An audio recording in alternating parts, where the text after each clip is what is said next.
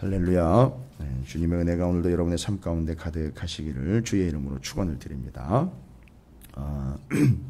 에베소 교회 여러분이 늘 의식하실 때에 관계 있는 성경 말씀들이 바로 이제 디모데 전후서, 그 다음에 에베소서, 그 다음에 요한계시록에 가면 에베소, 소모나, 버가모, 두아디라, 사대, 빌라델비아, 라오디게아 교회에 보내는 7교회에 보내는 편지 중에 에베소 교회에 보내는 편지가 있습니다. 자, 요럴 때 바로 요렇게 연결되는 하나님의 말씀들 연결시키는 게 아닙니다. 사도 바울이 목회했었던 곳, 그 다음에 지금 거기를 후임인 디모데가 사역을 하고 있는 이 에베소 교회에 보내는 편지입니다. 그러니까 적어도 이 성경 말씀들이 기록된 바대로 그 교회와 성도들에게 전달되어서 그들에게 필요한 것을 위하여 말씀으로 기록해 전하고 있는 이 성경 말씀이 에베소라는 지명과 관련된 성경들이 이렇게 살펴봐야 될 성경들이 한두 개가 아니라는 겁니다. 그냥 단편적으로 너무 하나만 보다 보면 그것에만 몰두하게 되고 또 우리가 오해할 수 있는 바도 있고요. 좀 충분하지 않을 수도 있습니다. 따라서 여러분에게 좀 지침을 드립니다. 디모데 전후서, 에베소서, 요한계시록의 7교회에 보내는 편지 중에 에베소 교회에 보낸 그 내용 이렇게 좀 한 번에 연결해서 읽어보시면 여러분께서도 또 상당히 안목이라든지 성경적인 그 지경이 좀 넓어지시는 것을 느끼실 수가 있을 겁니다. 뭐 어려운 내용들이 아니니까 연결된 것이고, 전제가 바로 에베소 교회와 바울과의 관계, 그 사이에 지금 디모데가 또 들어와 있고, 뭐 이런 것들을 살피신다면 여러분께서 좀 시간 내셔서 디모데 전후서, 에베소서, 그 다음에 요한계시록의 에베소 교회에 보내는 편지의 내용, 요 부분들을 연결을 해서 읽어보시면 상당히 도움이 되실 거라고 믿습니다. 순서적으로 보면은요, 에베소서를 먼저 읽으셔야 됩니다. 에베소서를 먼저 읽으시고 디모데 전후서, 그 다음에 요한계시록 이렇게 읽으시면 됩니다. 순서대로라면 시간적인 흐름이 그렇기 때문에 그렇습니다. 자, 그럼 여러분 그 요한계시록에도 나와 있고 에베소서도 읽다 보면, 특별히 요한계시록에 보면 우리가 이미 알고 있는 내용이에요. 너희들이 참 잘한 게 있다는 거죠. 뭘 잘했느냐 하면 이단들이 발을 붙이질 못하게 했다는 거예요. 교회 안에 얼마나 이 말씀에 온전히 서 있는지 에베소 교회에는 이단이 발을 붙이질 못했어요. 근데 여러분 보세요. 오늘 디모데 후서를 보면 이게 지금 에베소에서 목회를 하고 있는 디모데에게 바울이 보낸 편지거든요. 근데 오늘 내용 14절부터 19절까지를 보시면 여기 이상한 뭐 악성 종양 얘기가 나오고, 심지어 그들 가운데 어떤 이들이 있느냐 하면 부활이 이미 지나갔다, 그러니까 부활은 없다라고까지 이야기하는 이들이 있대요. 그러면 그 요한계시록에 있는 내용과 이 내용이 좀 어떻게 보면 상충되는 내용일 수도 있어요. 그럼 어떻게 된 거냐? 그럼 여러분 결과적으로 보면 요한계시록의 내용을 보면 이런 부활이 없다라고 악성 종양처럼 교회 안에 퍼지고 있는 이런 이단들이 어떻게 됐다는 얘기입니까? 잘 정리가 됐다는 얘기입니다. 발을 붙이질 못했다는 얘기예요. 자, 이런 좀 전후 관계를 좀 연결해서 보시면 아주 이해하는 데 쉬울 수 있다는 거죠. 자, 그러면 오늘 14절부터 19절까지는요, 아주 지긋지긋한, 지금도 마찬가지예요. 초대교회 때부터 지금까지 교회와 성도들에게 아주 지긋지긋한 문제, 이단에 대한 문제예요. 우리 감리교회도 지금 얼마 전에 강릉에서 목사님 한 분이 그 교회에 속한 청년 하나를 이단 집단으로부터 끌어내다가 폭행을 당해가지고 전치 2주에 폭행을 당해서 병원에 지금 입원해 계십니다. 아주 치열합니다, 지금. 치열하다 못해 이제는 하도 물고 늘어져가지고 하도 파고 들어와가지고 지긋지긋할 정도예요. 근데 이게 오늘날의 문제가 아닙니다. 이미 초대교회 때부터 아주 지긋지긋하게 달려드는 것이 바로 이 이단들입니다. 특별히 오늘 이 에베소 교회에서 목회를 하고 있는 디모데가 그 교회 안에서 지금 파고 들어와가지고 아주 기생충처럼 파고 들어와가지고 살을 파먹듯 악성 종기가 생기게 해가지고선 이것이 부풀어 오르게 만들어 그 심각한 이단이 이야기하고 있고 주장하는 게 뭐냐? 바로 부활이 없다는 거예요. 부활이 이미 지나갔다. 조금 더 자세히 말씀을 드리면 이 육신과 영이 있는데 육신은 지저분하고 더러운 것이며 구원받지 못할 것이고, 우리가 구원받을 때 할 때는 영만 구원받는다라는 이야기를 해요. 이러다 보니까 무슨 문제가 생기느냐 하면 육신은 어차피 구원을 못 받는 거니까 육신은 함부로 굴려도 된다는 거예요. 상관없다는 거죠. 이 영만 깨끗하게 유지하면 된다는데 이 말이 됩니까? 구원받는 건 어차피 영이니 육신은 그냥 편한 대로 굴려도 된다. 그리고 마지막 순간에 내가 영적인 지식이 제대로 박혀 있는지 아닌지만 따지면 된다는. 그러니까 성경 공부하러 덤비는데 성경 공부를 왜 하는 건지 아십니까? 구원받은 자로서 그 구원의 상태를 유지하려고 하는 그 복된 상태를 지켜가기 위하여 말씀을 배우는 것이 아니라 말 그대로 이야기하자면 구원받기 위하여 배우는 거예요. 뭔 얘기입니까?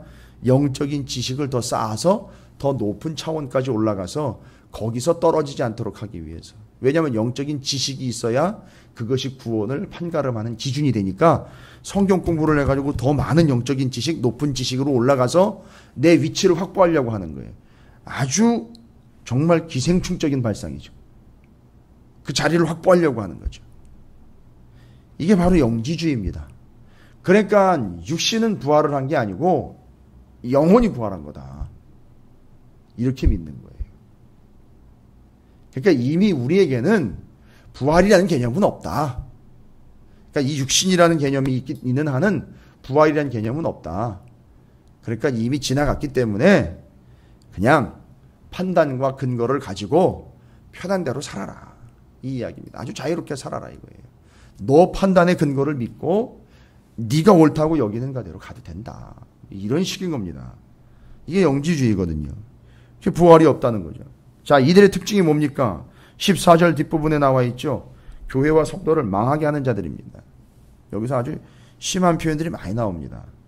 얼마나 지긋지긋하고 얼마나 심각한 존재들이면 14절 뒷부분에 그 이단들은 교회와 성도들을 망하게 하는 자들이고 16절에 보면 경건하지 아니한 자들이며 17절에 보면 악성 종양처럼 퍼져나가는 존재들이에요. 그렇죠. 요즘에 보면 그 이단들이 퍼져나가는 걸 보면 마치 악성 종양이 부풀어 오르는 것처럼 그렇게 퍼져나가는 거예요.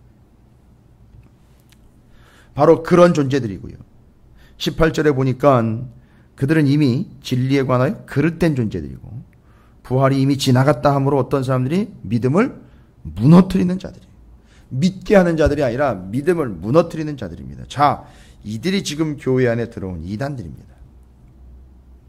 그런데 어쨌든 여러분께도 제가 서두에 말씀을 드렸지만 에베소 교회에서는 이런 일들이 용납이 안 됐어요. 들어는 왔지만 아주 철저하게 정리가 잘 됐다는 거예요. 이유가 뭘까요?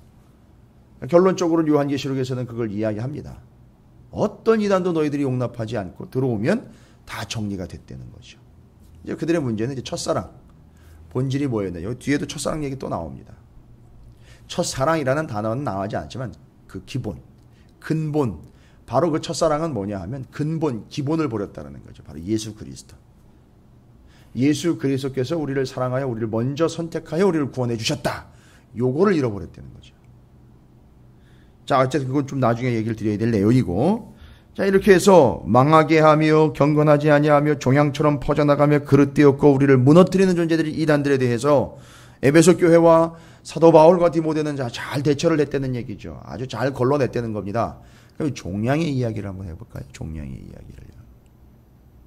여러분이 종양을 판단해낼 때는 여러분 처음에 물론 이제 의료적으로도 판단이 되겠지만 이거를 사이즈라든지 그 규모를 잽니다. 그렇죠? 그래서 이게 어느 정도 자랐고 어느 정도 작고 이게 사이즈를 이제 측정을 해봅니다. 그리고 이것이 종양이다라고 발견이 되면 이걸 제거를 해야 되는 거거든요.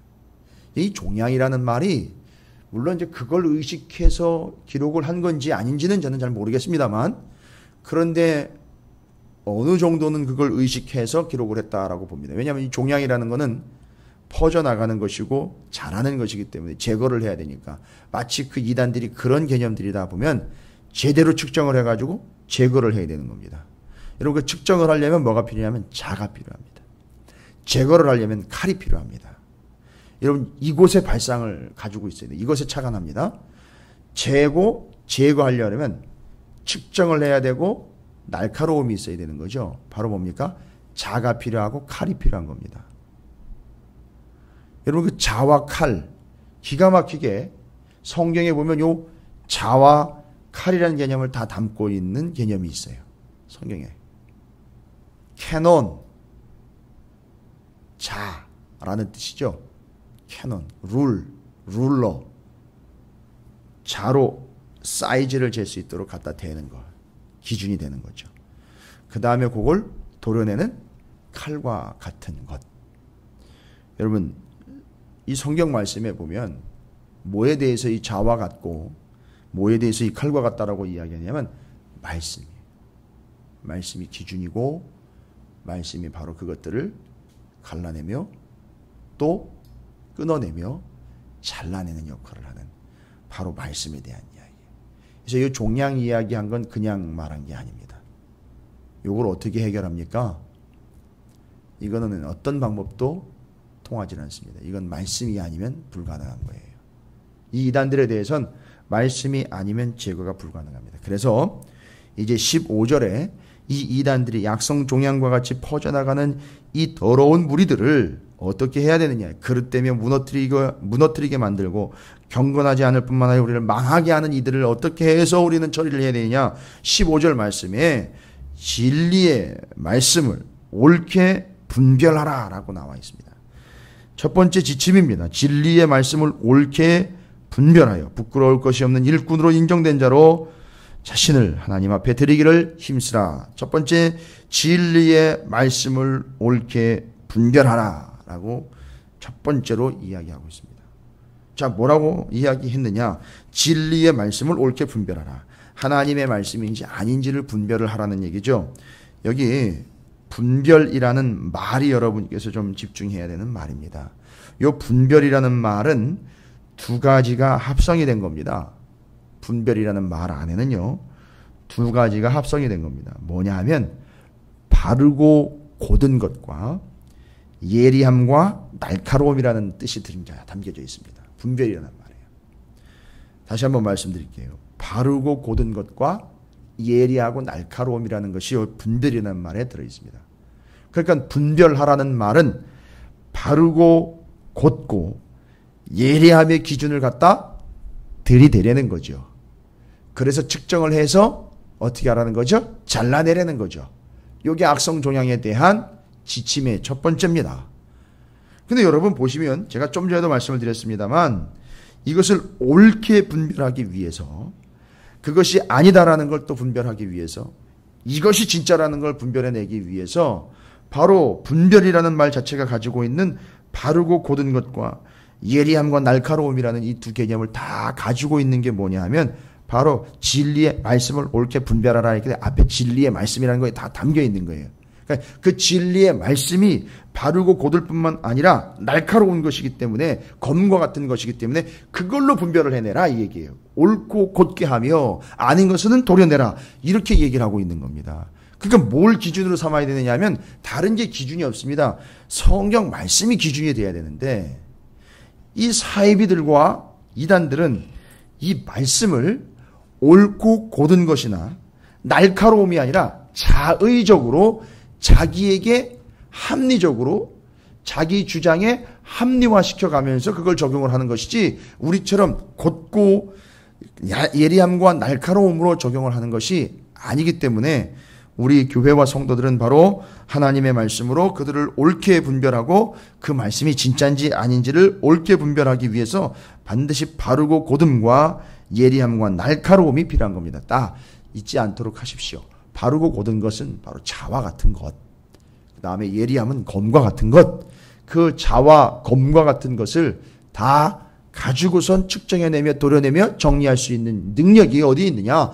하나님의 말씀에 있습니다. 여러분 신앙생활 좀 풍성하게 해야 되지 않겠습니까? 신앙생활 좀 넉넉하게 해야 되지 않겠습니까? 그런데 이 좀도둑같이 들어온 이단들과 악성 종양처럼 퍼져가는 이 소위 말하면 오늘날로 말하면 암입니다. 이것들 때문에 얼마나 불편하고 삶이 곤고합니까? 구원받은 백성들의 삶에 이런 것들이 끼어들기 시작하면서 먹구름이 끼었다라고 이야기하고 구원받았다라는 사실 자체에 변동이 오는 건 아니지만 그러나 한번 보십시오. 만약에 이것들이 계속 퍼져가지고선 그 영향을 받고 있다면은요. 그건 아무도 보장을 못하는 것이. 구원이라는 문제조차도 이게 보장이 안 되는 겁니다. 그 심지어는요, 앞서서 우리가 디모데후서 앞부분에도 얘기했지만 돌아가 버리고 배교해 버리는 이들도 생겨 안 되는 거예요, 실제로.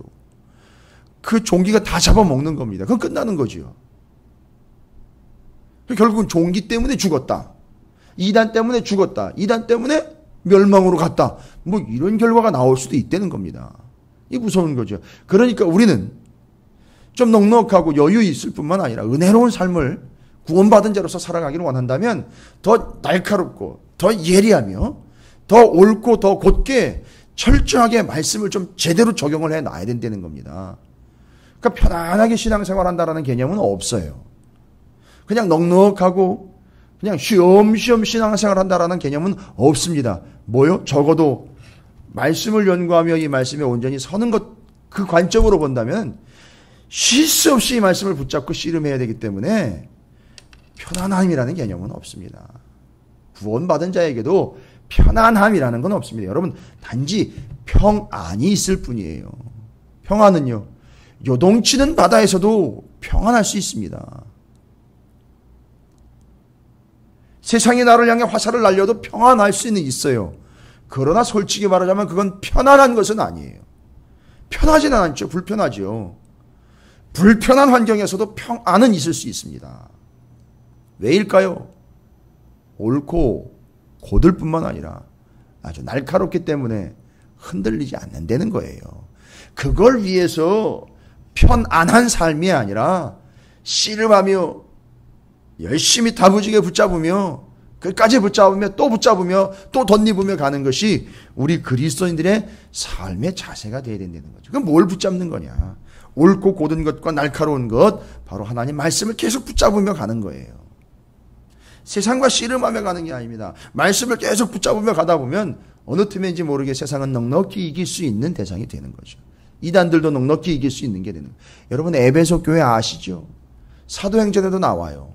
사도행전에 3차 선교 여행 같은 경우 보면 바울이 거의 3년여의 시간 동안 에베소에서 아주 집중적으로 말씀 훈련을 시켜요. 그 두란노라는 제자 훈련 시스템을 가지고 집중적으로 거기서 훈련을 시킵니다. 거기가 바로 에베소예요. 그러고 보니까 한 군데 더 있네요. 사도행전에도 나와 있네요. 사도행전 3차 여행 일정 중에 에베소에서 있었던 그 긴 시간들, 그게 에베소입니다. 그게 은근히 에베소가 성경에 많이 등장을 해요. 많은 분량을 차지하고 있고요. 그게 그냥 그렇게 기록된 게 아닙니다. 그들이 어쨌든 말씀 위에 온전히 섰다는 거죠. 자, 이래서 우리는 자를 가지고 또 칼을 가지고 들이대려는 겁니다.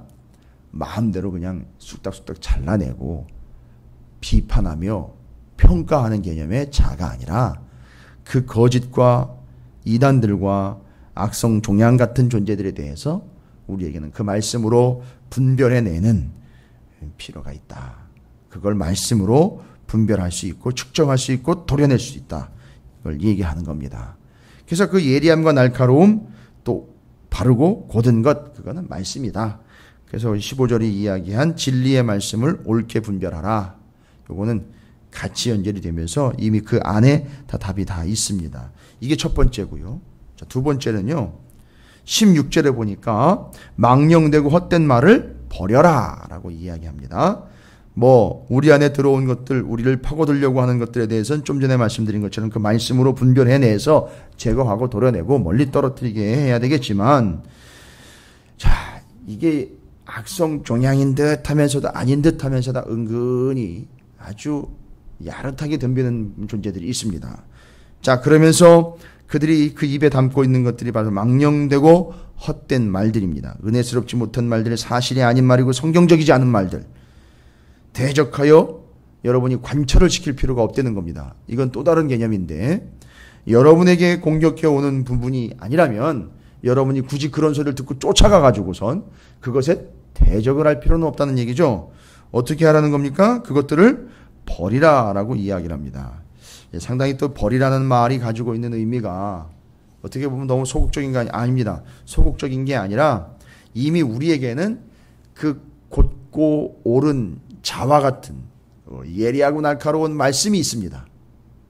이미 있는 상태에서 16절에 나온 망령되고 헛된 말은 여러분 어떻게 보면 상대조차 할 가치가 없는 이야기들이에요. 그런 것들은 어떻게 하라 그럽니까? 버리랍니다. 이게 버리라는 말은 어떻게 뭐 집어서 버려야 됩니까? 이 개념이 아니에요. 버리라는 말은 원어적으로 피하라는 말입니다. 피하라는 얘기. 아니 나한테 말씀이 있는데 그런 얘기를 하는 게 아니에요. 이 망령되고 헛된 말은 상대할 가치가 없는 말입니다. 그리고 자꾸 상대하다 보면 결국은 어떻게 되느냐 하면 우리를 넘어뜨리는 일에 올무가 될 수 있다는 거기 때문에 피하라는 얘기예요.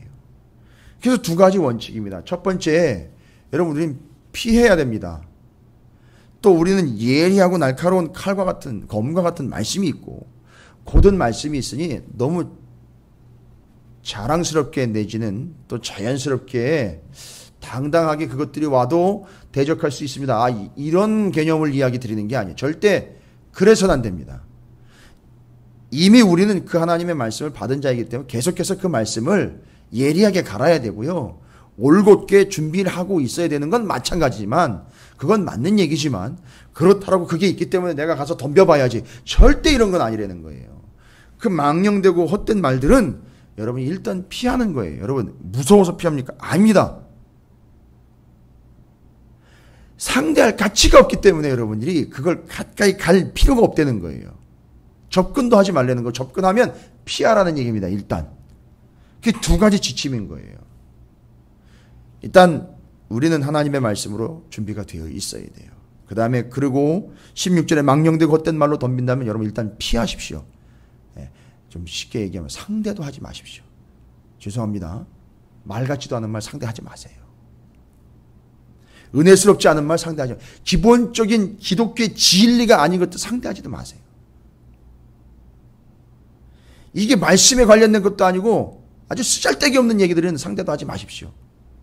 망령되고 헛된 말들이라는 거죠. 그걸 타고 들어온다는 거예요. 상대도 하지 마십시오. 피하십시오. 그러나 도망치듯 피하는 것이 아닙니다. 우리 안에는 옳고 곧은 자와 같고 예리하고 날카로운 그 검과 같은 말씀이 우리 안에 있어요. 그걸 가지고 피하라는 얘기입니다. 자, 그래서 그것을 악성 종기 욕창같이 드러나며 퍼지게 되니까 그것 도려내고 잘라내고 떨어져 나가야 할 것이기 때문에 여러분 우리는 그것들이 우리 안에 들어와가지고 자리를 잡고 있다면 그렇게 해야 되겠지만 들어오려고 한다 할 때는 여러분이 그냥 피해버리는 얘기예요. 상대를 하지 말라는 얘기입니다. 여러분 전체 교우들이 바로 이렇게 대응을 한다면요. 그렇죠. 절대 들어올 리 없죠. 그 악성 종기가 어디로 들어옵니까? 약한 부분으로 들어와요. 비집고 들어오게 돼 있어요. 교회 안에도 보면 이 말씀과 진리가 옳고 곧음과 예리함과 날카로움의 개념으로 서 있지 않은 이들에게 들어온다니까요. 이건 직분과 상관이 없습니다. 들어오게 돼 있어요. 바로 그 사람을 통해 들어온다니까요. 은혜스럽지 못한 것, 허망되고 망령된 것, 쓸데없는 것, 상대할 가치조차 없는 것들이 바로 그런 사람들을 통해 들어와요. 교회 와가지고선 말씀에는 관심이 없고요. 누가 어떻대더라, 누가 어떻대더라. 맨 이런 얘기하는 거예요. 이런 존재들 타고 들어오게 돼 있어요. 그게 그런 방식이거든요. 그 망령되고 허탄한 것들이 바로 그런 방식들과 그런 스타일입니다. 자, 바로 그들이 먹잇감인 거예요. 바로 그 부위에 종기가 나면 영락없이 무너지기 때문에 바로 그런 일들이 발생이 되는 겁니다.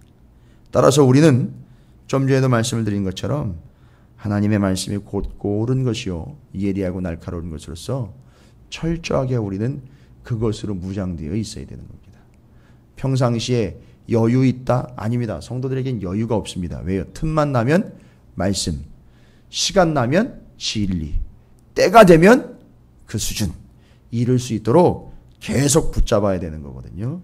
바로 우리가 기본적인 진리와 기독교의 기본 원리인 바로 이 두 가지 사실 위에 우리는 서 있기 때문에 그 말씀을 끝까지 붙잡아야 됩니다. 뭐냐 하면 여러분 그들이 아무리 뭐라고 하고 이단들이 아무리 획책을 하고 이단들이 아무리 허탄하고 망령된 말들을 남발을 할지라도 여러분 우리는 어디 위에 서 있느냐 하면 19절을 보시면 여기 위에 서 있습니다.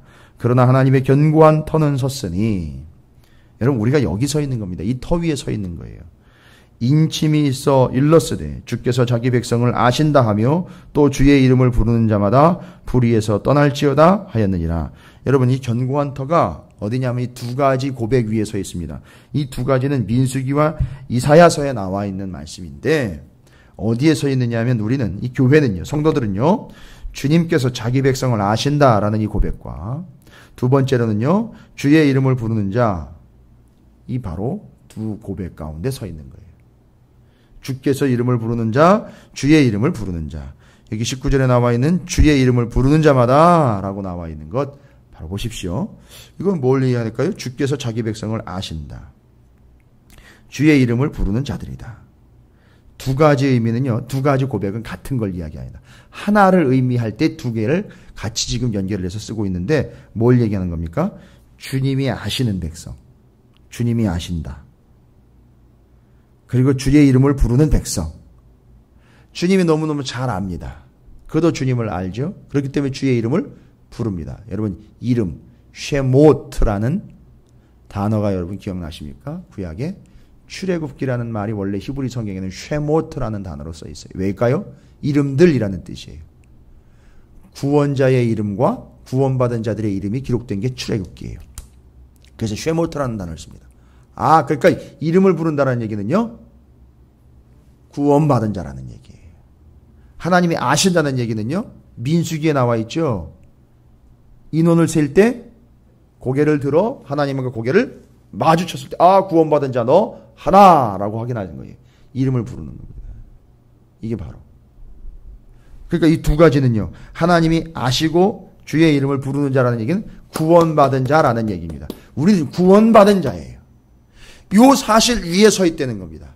그럼 이 구원은 어디로부터 오느냐? 예수 그리스도로부터 오고, 그 예수 그리스도는요, 저 구약으로부터 신약까지 다 정리가 돼야 된다는 거예요. 오늘날 이단들이 꼬집어가지고 몇몇 구절 따가지고서 이야기하는 그런 개념이라 신과 전체가 다 뚫려버리는 거. 바로 그래서 그것 날카롭고 예리하고 옳고 고든 말씀을 평상시 때 시간 날 때마다, 틈 날 때마다, 틈을 내서 시간을 내서 치열하게 붙잡아야 되는 이유가 바로 여기 있는 겁니다.